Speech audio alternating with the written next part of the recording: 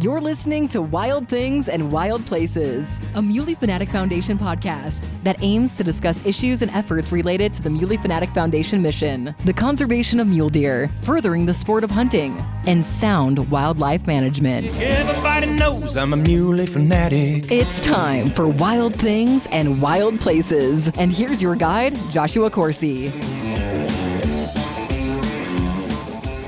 Welcome. Middle of summer joy to you. Happy summer. Joining me today on Wild Things and Wild Places, a man who we have had several times before. I've certainly referenced him several times before. The one, the only, the man, the myth, the legend, Dr. Kevin Monteith. Morning, Josh. Is it still morning? Wait, it's afternoon. What happened? Just flew by. Thanks for having me on again. No, I'm glad to have you on. And we have not actually done an episode since Mule Deer Days. Of course, you were heavily involved with Mule Deer Days, not only you yourself individually with some of the seminars, but also your team, the Monteith Shop, very well front and center there at that event. But I wanted to circle back with you, particularly in regards to the content of this episode because of the timing. It is starting to get to that middle point of summer. People are starting to talk about seeing some nice velvet bucks on the landscape. And we had so much conversation prior to, especially last year, a lot of the consequences of the winter of 22-23, some of that recovery, what that looks like. You and your team just wrapped up a bunch of captures at the end of May, beginning of June. And I thought it would just be an important time for us to just maybe give an update, what that looks like, particularly in western Wyoming with the Wyoming range, a deer herd that is highly revered by the public and by the agency and pretty much the nation, as it is a national treasure. And I do believe that wholeheartedly. But I thought it might be worth us just getting in and diving into some of the details of what has probably been some pretty historic data sets that I think you've probably compiled just based off the conversations you and I have had individually. Yeah, no, agreed. Happy to, Josh, and happy to update on what we've been seeing over the past year, and then even looking back a bit historically to reflect on where we've come from to where we've ended up today. I will say most of what we'll certainly end up talking about today comes from a massive effort. When we initiated the Wyoming Range Mule Deer Project back in 2013, it has become one of the longest term, most intensive research projects on any large animal for that matter, certainly for mule deer specifically. And that level of information, the things we've been able to learn about the biology and the ecology of mule deer have been quite profound. And I think we continue to learn as we go, as this storied population has gone through a number of fairly massive changes over the past decade or so, but with much gratitude and credit, acknowledgement given to our partners, BLM, Forest Service, and especially the Wyoming Game and Fish Department for their tireless efforts and work within the field associated with data collection. And then, of course, an undertaking of this magnitude from a research perspective, it does not come for free. I think the information gained is certainly impactful, but it doesn't come for free at the same time. And our partners, especially Wyoming Game and Fish Commission, to WWNRT, BLM, and a number of other partners that have made it possible. And Josh, I'm sure you will recall in the early phases of this work with some budget woes that we were experiencing. The Muley Fanatic Foundation has certainly been a part of this project since day one, but basically plugged a major hole for us at the beginning. And I believe it was maybe 2014, 2015. The beginning phases of this work that kept us going. Otherwise, the truth is we wouldn't be able to have this conversation today had you not had a Muley Fanatic Foundation not been able to plug that hole for us and keep us going. Yeah, I appreciate that. And we believe in this project. We believe in sound science. We believe in research. We believe in always seeking and striving to put the best information in the toolbox to make the best decisions possible, to be able to provide that information. So we are equally as grateful that you've been able to continue this project. I know in visiting with folks, not just within Wyoming, across the Cowboy State, but in other areas as well, when you get a research project such as the Wyoming Range Project that has the duration and the durability that it has been able to provide, I think it's only natural for folks to say, does it end? What is the timeline? Is there a sunset to this? Or But I think when you look back, and you would know better than anyone, and you look at some of those variables that we have had within the duration of this project, we've had some pretty profound weather impacts that have only enhanced and enlightened what could be gained with ongoing and continued research. Would you agree? Yeah, Josh, that's it. That's exactly right. And it's one of those factors that you can't predict the future when we're working in these natural systems like this. And we're striving at the heart of our work. We have various questions that are tied to the biology or the ecology of these animals, from where they go, how they make a living in their world, how that affects their offspring, what their offspring do as they grow to adulthood, how that affects their growth, where they occupy habitat. All of those pieces, for one, as we've been working to set out to address, and in various phases of this work, one take time, one take a bit of luck in animals living, as an example, but also when you have a project that is of this caliber in design with the information we're able to gain, and then you end up, striking the system with these profound changes. In particular, and what we're going to talk about today are these bad winters. 3 bad winters within a decade, and one, however you want to characterize it, nearly catastrophic, whatever the case may be, causes a perturbation in the system that at the surface seems very detrimental to the herd, of course, but through the course of having this ongoing project at this level, with the context from where we've come from to where we're going today, is immensely powerful. And at any point, had we stopped along the way, we wouldn't be able to have that conversation and learn that. And I think importantly, with the Wyoming Range mule deer herd being a national treasure, probably maybe few other places,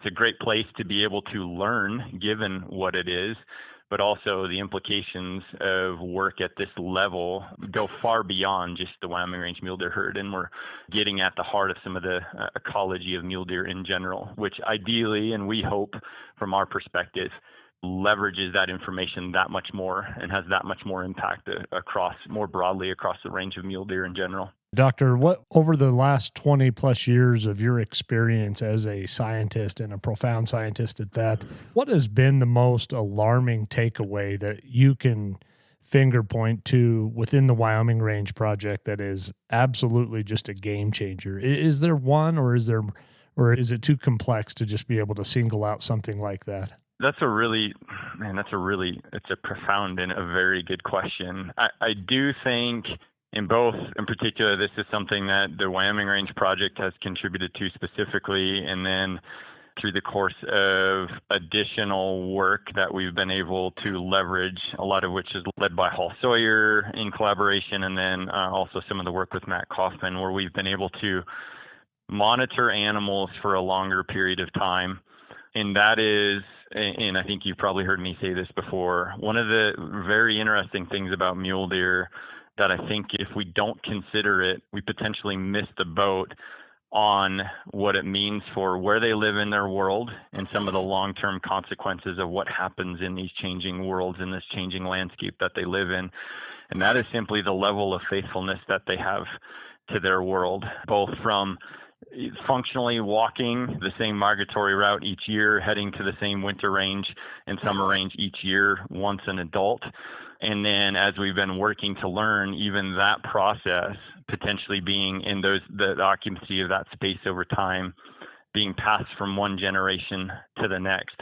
And insofar as even going one step further than that, which I think is absolutely incredible, is that not only is potentially that process inherited across generational time, but even birth-oriented processes associated with timing. And that is these animals that may be migrating from 10 miles to 100 plus miles are synchronizing their entire reproductive chronology, their timing of reproduction, to coincide with where they're going to end up on summer range.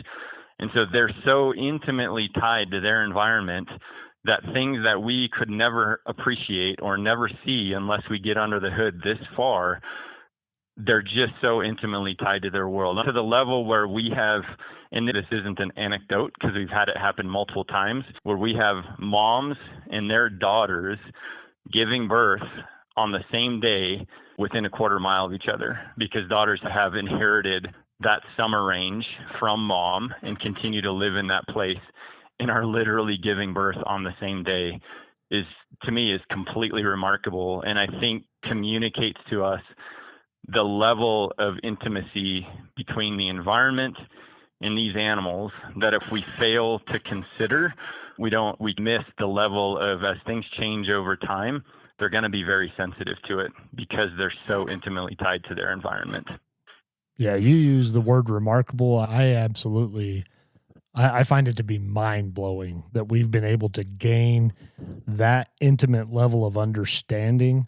And that could only have occurred if we were committed to an investment for the duration of what continues to be this variable, valued sense of research. That takes a commitment, and you're right. There are many partners involved. Wyoming Game and Fish certainly at the front and center of this, and the commitment that has been made to allow for this to be ongoing and persist over this duration of time. Look what we've gained. That's profound. Absolutely. Agreed. And very grateful to be in this place where we can have some of these conversations of what we have learned and continue to learn going forward. Yeah, when you talk about where we're at today in July of 2024, certainly there's still a lot of concern just with the aftermath of the consequences of that incredible, impactful winter of 22-23. You would probably agree we're in the recovery stages of what we hope to be what we used to have. And where do you put that in as far as in perspective of what that looks like now? And is it moving the needle in the right direction? Are we gaining? Is it too early to tell?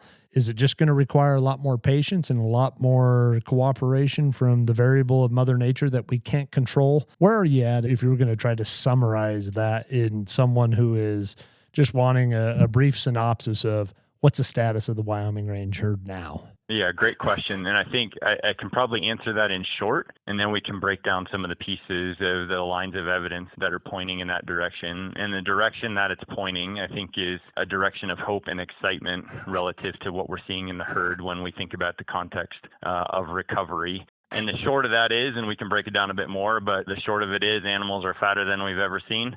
We're seeing high levels of survival. And we're seeing lots of indicators that point in a positive direction relative to recovery. And part of that is, as you noted, it's Mother Nature. It's giving us a break in that regard. And also, we have fewer animals on the landscape. There's fewer mouths to feed, and those that remain are benefiting from it. If we dig a little bit deeper, so if we step back just a little bit, and I'll just go through some of the lines of evidence associated with likely a positive trajectory. If we go back to December 23, so we're talking after the bad winter, after the summer, this massive reduction in abundance, and we had the fattest animals in the herd that we have ever seen by a long shot since we started the work back in March of 2023. And I think a way to characterize it, which I think is incredible, our females in December of 23 that successfully reared fawns. So these are animals that at least reared one or two fawns, and so they endured the cost of lactation, which is very energetically expensive for animals and always comes at a hit to their fat gain over the summer. Those animals are in a bit poorer condition each year than those that were liberated from incurring the cost of lactation. But those animals in December of 23, if we go all the way back to before the 16-17 winter. So we're talking 2013, 14, 15, leading into the 16 winter. And we look at females that were not lactating, so they did not incur the cost of lactation. Our females that incurred the cost of lactation in December 23 were fatter than females that did not incur the cost of lactation in those earlier years of the study. Remarkable levels of condition. And then we carry that into March 24, so leading into this summer, the fattest animals that we've seen since the beginning of the study in March. Basically, the animals that remain reaping the benefits and being in incredibly good condition going into this year. So with that, all signals pointing in a positive direction relative to what we may hope to see. And even if we were to quantify that and toss a number out specifically, from 2013 to 2023 in March, average fat levels were 5%, and we were pushing nearly 7% body fat in March of 2024 going into this summer. What that has meant thereafter, and this is when our PhD student, Rebecca Rafferty, was out there and working this summer, and even with the time that I was able to spend out there, just anecdotally, it just seemed like, man, all these fawns are big. And of course, when we're out there, it's just an anecdote of maybe we're just happening to catch these fawns on these days or whatever the case may be. But when we crunch the numbers, so average birth mass of fawns from all the years from 2016 to 2023, so everything before this year, we were at 6.8 pounds. This year, average birth mass was 7.7 pounds. So fawns were almost a pound heavier on average this year than what we've seen in all the other years combined. And taking that, how large fawns are at birth is one of the greatest players that affects fawn survival. And so what that probably means to us is that we could likely hope for or expect fawn survival to be higher, given that those fawns are getting a better early start this year than we've seen in previous years. And that's indeed the case. So far to date, up until this day, if we go and look at fawn survival to July 11th and all the other years from 2016 through 2023, it varies from only 40 some percent being alive after the bad winters to maybe pushing 70% in 2018.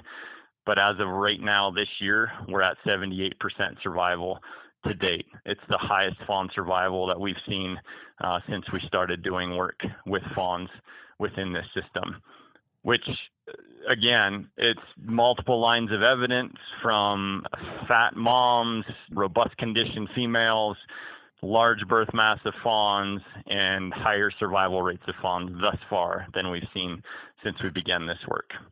Yeah, that's wonderful news, to be quite frank.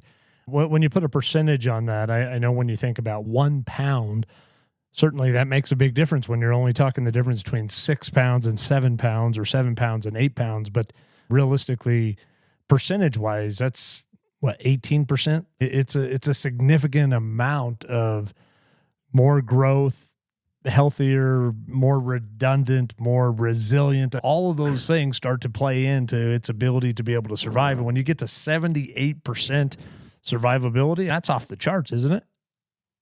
Yeah, for what we've seen in the past, that's exactly right. That's an impressive start. And you're right. Like when we're talking animals, when we're talking only 7-8 pounds, a 1 pound difference on average, you're right. It's enormous. It seems like nothing.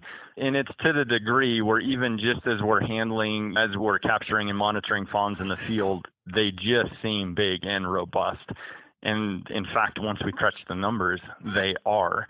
And I think the other thing to keep in mind with that is a lot of mortality of fawns occurs early, right? That's just the stage when they're very vulnerable, and we may lose them to malnutrition, to accidents, and maybe a bit of predation at that stage. And they become less and less vulnerable as they age. And so to be sitting at nearly 80% survival come mid-July is truly exciting. And I would truly anticipate that we should have a really strong year of fawn survival this year, given where we are to date and where we're looking at going forward. And the other side of this, I know we've had a number of conversations on before that would probably be deemed another signal that many would probably get excited about, is to remember robust and fat females, big robust fawns, is also an indicator of fat moms being able to allocate and invest heavy in offspring, which means that's like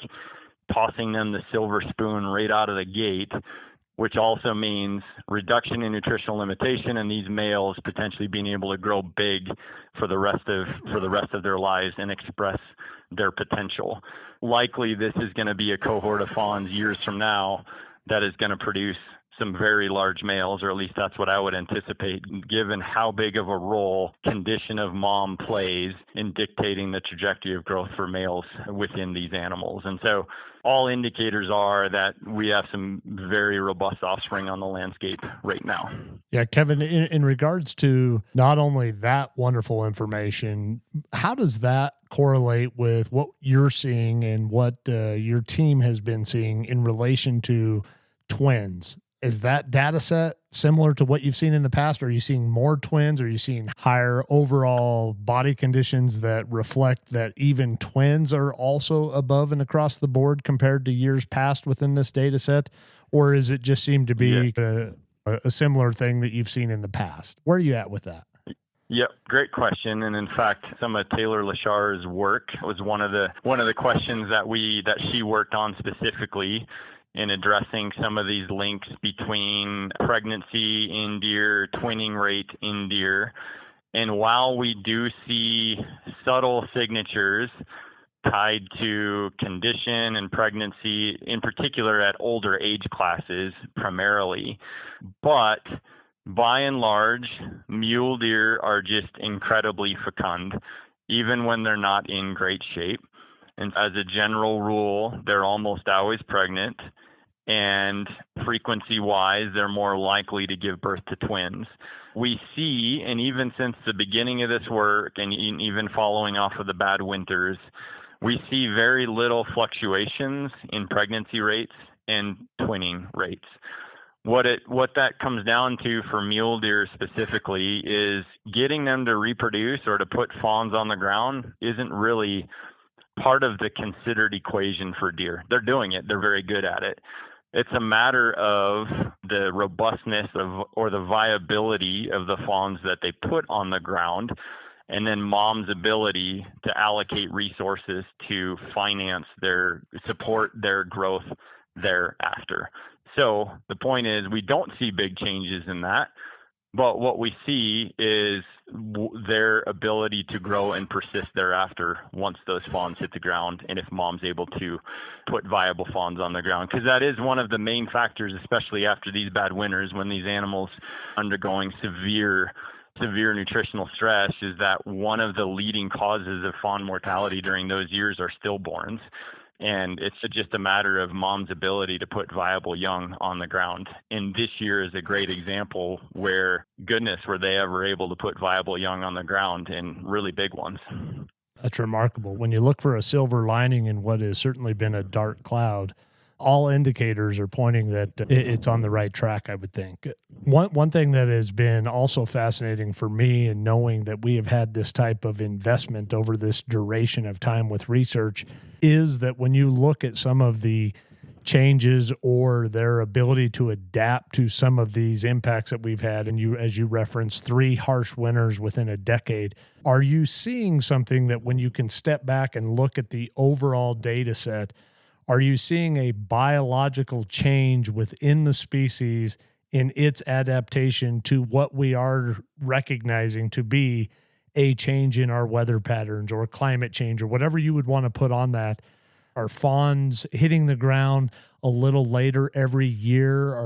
What does that look like when you look back at the whole picture that provides you that type of information because you have had this type of ongoing research for such a long period of time?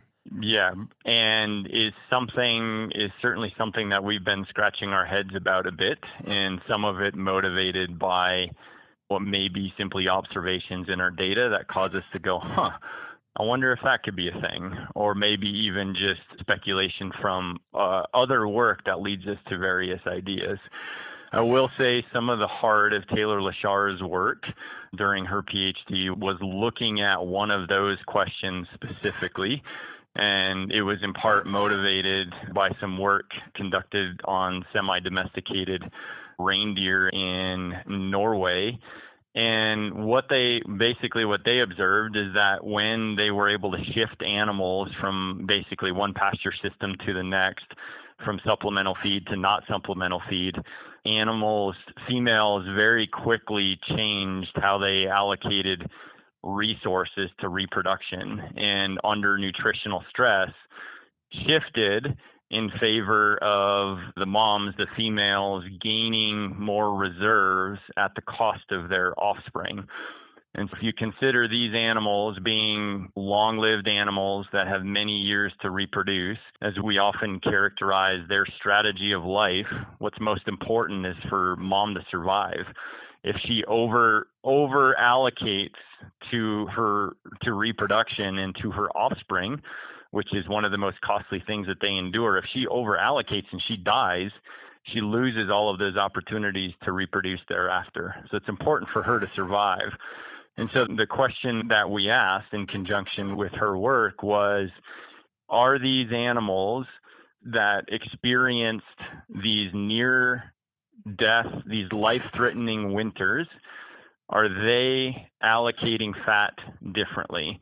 As in, are they working, so to speak, not to anthropomorphize, but is their strategy shifted to gaining a bit more fat than normal because they've now, I often call it like winter PTSD, right? Oh crap, I nearly died. I pushed that too far.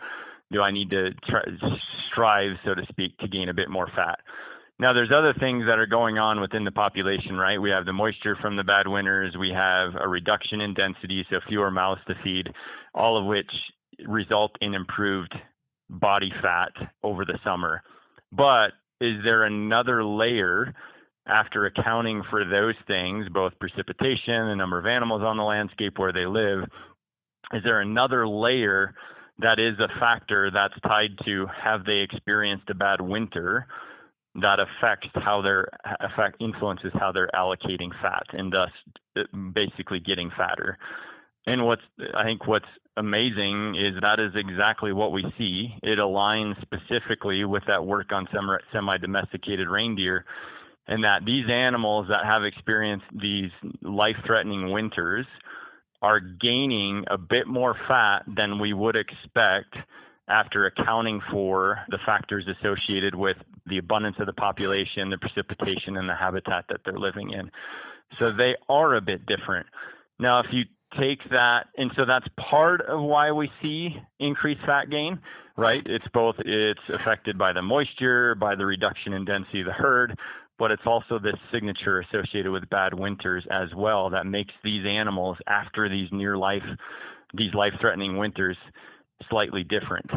So one can say, okay, cool, there's this subtle adaptation that's happening within the animals within that population. But if you take that and you just like zoom out, so what does it matter? But if you take and zoom out and consider, not every deer lives in the Wyoming range, right? Not every deer migrates up to those high elevation ranges where they may be living in a tall forest community. Some of them, are living in high elevation deserts or some of the arid lands in eastern Wyoming. So not all animals are functioning at that level. But if you think about just that simple process right there relative to those bad winters and how we're seeing these animals function slightly differently with respect to their nutritional dynamics, apply that to a different place.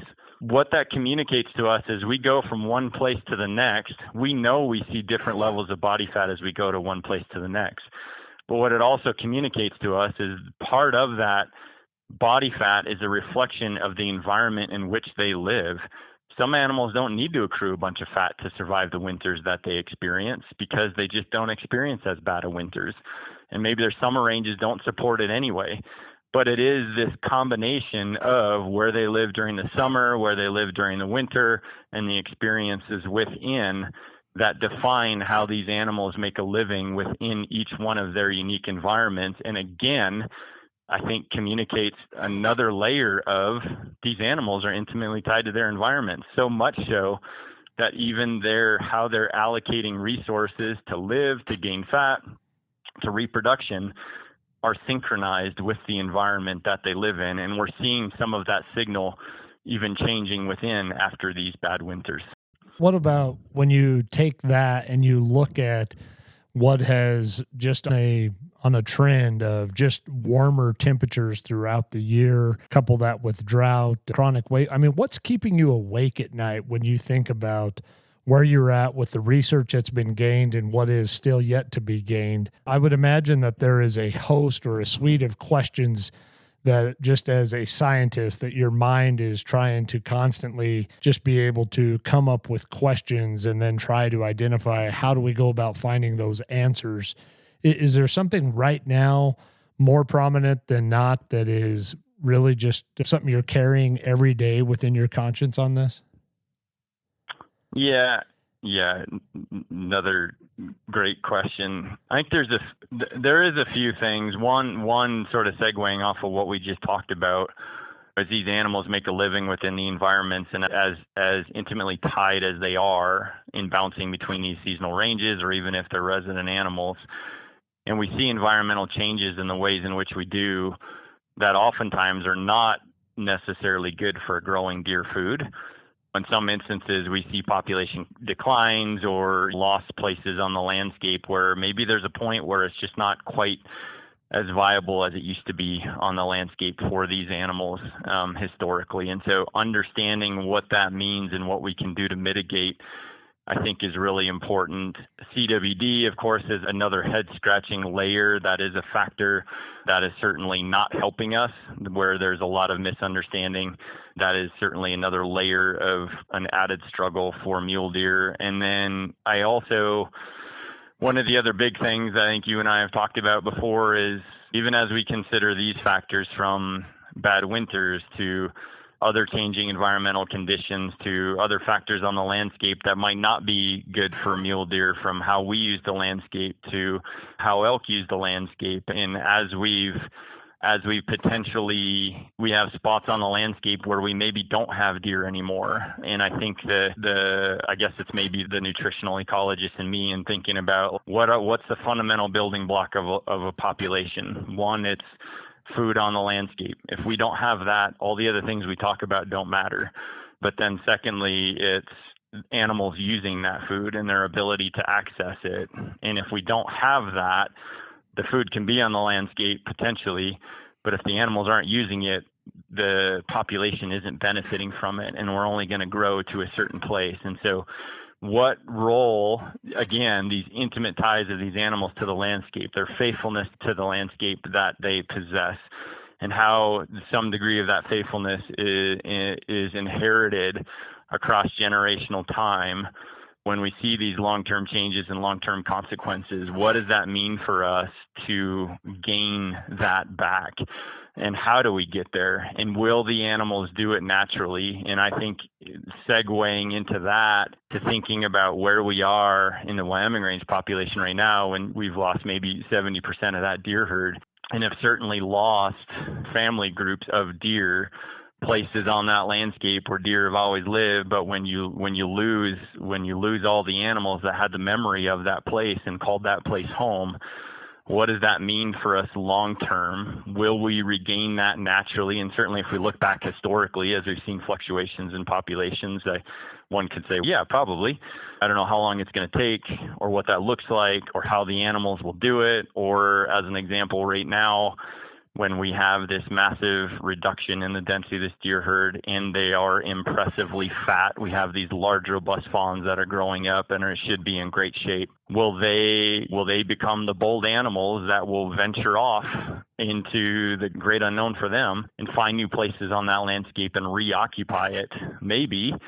Or will this sort of general process that we've seen continue to play out? They'll largely inherit summer range from mom. And then how will we regain those other places, and what will it mean? How will that have cascading consequences on the population? And I think, based on what we've come to appreciate for mule deer, that in some places, I think lost occupancy to various spots on the landscape is probably going to play a pretty critical role in the abundance of populations that we see to this day, because there's food on that landscape. And if the population is not using it anymore for whatever reason, it's not quite part of the capacity of that population. And what circumstances could help us regain that? How do we get great conditions to foster population growth that results in expansion into those ranges? And so those are the things that rattle around in my brain a lot. Yeah, I would imagine that that's a constant rattling when you just look at all of the impacts. Certainly your passion as a scientist, but your love of the species of mule deer and the conservation of mule deer. Gosh, there's just so many impacts and so many variables and so many levers to be pulled and so many levers that you can pull that have other significant consequences. That by pulling that, you move this and you move that and you move this. And it's got to be a pretty exciting time, though, I would think, for where we're at and what we have to learn, what we have to gain. And I think this, but I want to make it very clear. You are very much appreciated for the expertise and the passion that you bring forward for this. It's unparalleled. It's an honor. I feel very blessed and I'm very grateful to be able to maybe in some instances be the messenger to speak on behalf of this work that a lot of individuals, a lot of partners have poured in to make it possible. The credit should definitely go there. And I just feel very blessed to be sitting now where we are with the information we've had and can leverage to gain from to this day. And then to be sitting in this position right now where we're all wondering, we've seen this massive change within this population. And I think we're so poised to learn so much right at this place right now. If we were to put a checkbox in a positive, it seems detrimental relative to the population. But then we just talked about all these incredible things that are happening to those that remain, and how robust they are, and maybe the excitement that leaves us with going into the future and what we stand to gain in understanding ecology and population dynamics of mule deer is huge, and I believe cannot actually be quantified at this stage.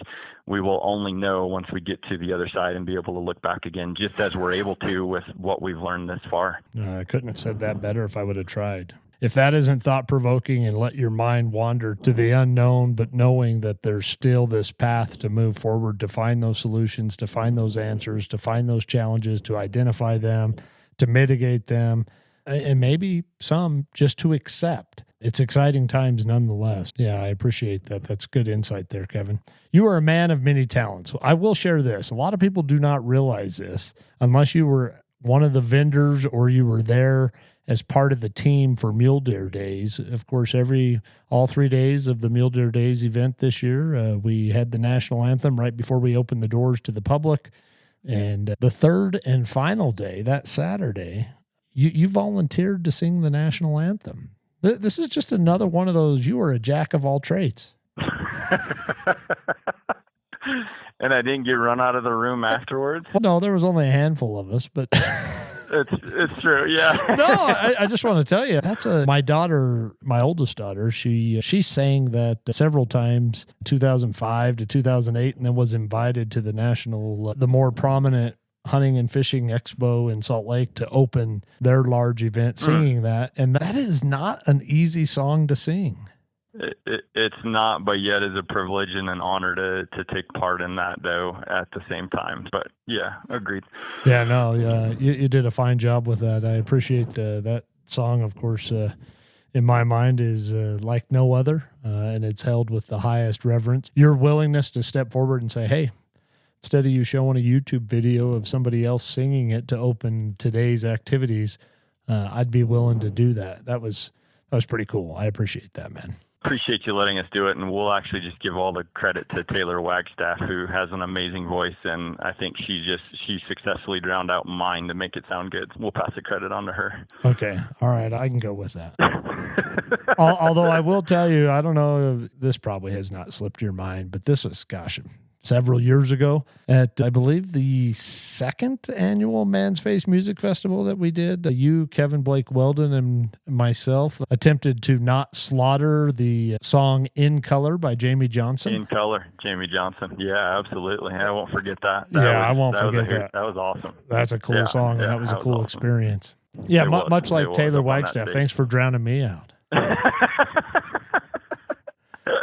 Doing what I can. Speaking of that, you actually enjoy singing. This is something that a lot of folks don't know about you. Like, you have an a cappella talent. Yeah, I love singing. I always have. Music means a lot to me. I think maybe, as you mentioned, with all the stuff rattling around in my head all the time, music playing almost constantly wherever I may be. And yeah, I don't know. I've been singing since I was a kid, whether good or bad or indifferent. But music is a key component of my life for sure. All right. What is something else that somebody else doesn't know about you? Of course, we've been able to make your introduction to a lot of folks that may not know you on a personal level, but now have a better idea. Certainly a renowned taxidermist. You are an avid hunter, an avid conservationist. Now that folks know you have a little bit of singing talent, if that's what we're calling it. But what else? What else could folks that you're a tremendous walleye fisherman, but you're also a very refined chef within your ability to harvest and bring great table fare to others. What's another talent? You are a man of many talents. I don't know, man. I feel very privileged and blessed to get to do the things that I do, and have learned a lot of great things from a lot of different people. I will say, I think my son is a better fisherman than I am. My 7-year-old son, he outfishes me most days, so I'd probably need to toss that in there, that Chasen is actually a better fisherman than I am. Good teacher, though, right? Good teacher. Maybe a little bit, but yeah, and we certainly put a lot of joy and care into animal care and preparation, from as smoking some walleye, as you've been able to experience a couple times, to processing all of our own wild game and living on that through the entire year, from, of course, eating steak, but all the various sausages and anything else that we can make from it, from brats to summer sausage to all deer steak Greek pizza. Yeah, deer steak Greek pizza. Yep. Yeah, I'm not letting you go on that one. That's the best pizza I've ever had, and I'm a pizza guy, man. See, you confess it now. You admit it. Yeah, I didn't oversell it at the beginning. No, you nailed that one. Yeah. You have refined that skill set to the fullest extent.